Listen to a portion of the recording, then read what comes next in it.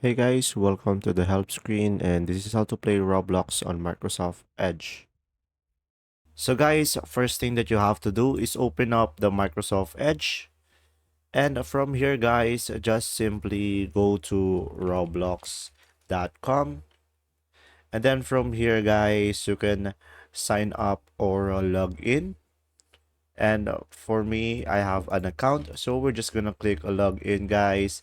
And then from here, just type in your username and password as well, and click a login once you are done.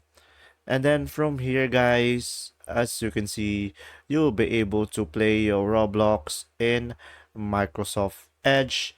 Just click any server, and then from here, you can just play on it.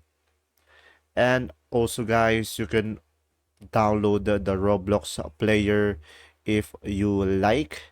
So from here, let's open up the Roblox player. But if you don't have a Roblox player guys, just download it and install the Roblox player. And then from here, you will be able to play the Roblox. And there you go guys. If this video was helpful, please like and subscribe. And thanks for watching. See ya.